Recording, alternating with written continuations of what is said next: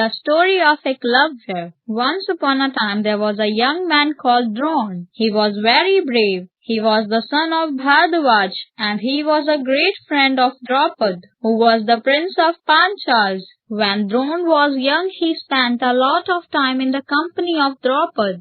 "You will always be my friend," Draupad used to tell him. "When I become king of the Panchals, I shall call you to my court, and you can help me to rule the country." Drona grew up and married a girl Kripi. They had one son called Avasthama. They lived far away from the town, and they were poor. One day Drona said to his wife, "I shall go and see my old friend Draupad. Now he is king of the Panchals. He will surely remember of our old friendship and help us." So he set off to meet Draupad. But when he got to the palace, he had an unpleasant surprise.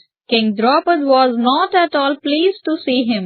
"When we were young, we were friends," he said. "But now I am a king, with all the riches of this great kingdom, and you are a poor man. How can two such people be friends? Only equals can be friends. What do you know and what can you do?" Drona was very sad and very surprised. "Since I last met you, I have learned the science of archery," he told the king. "I care nothing for your archery," laughed Draupad. "We have plenty of fine archers in the kingdom of Panchal. We do not need you." Drona was very sad, but he was also very angry. He left the palace. When he was traveling on the road to Hastinapur, he met the Kuru princes. Their ball had fallen into an old well, and however much they tried, they could not get it out.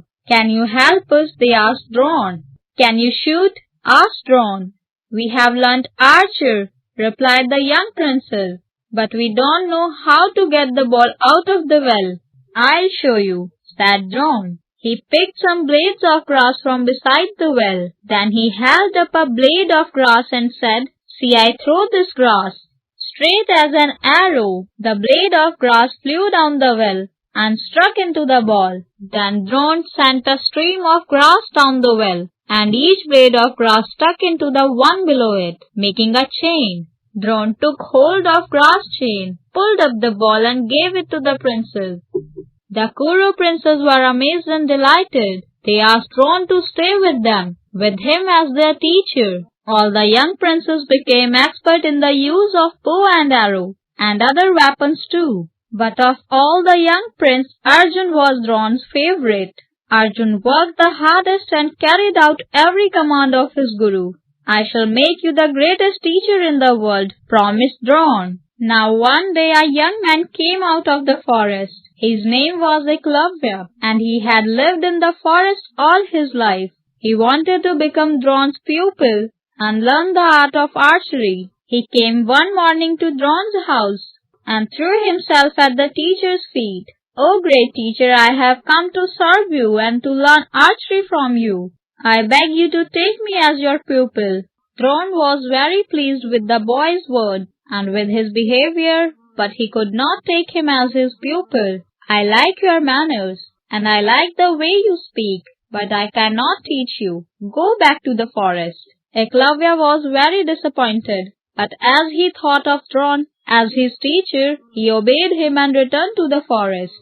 There he made a clay image of Drona and prayed to it every day. He practiced day and night. He became so skillful in the art of the bow and arrow that he could shoot in the dark, or without seeing the objects he was aiming at, or he could shoot things just by hearing the sound of them. One day all the Kuru princes were out hunting in the forest. One of their huge dogs ran ahead of them and suddenly came out into a clearing in the trees. In the middle of the clearing was the image of Drona, and the dog started to bark at it.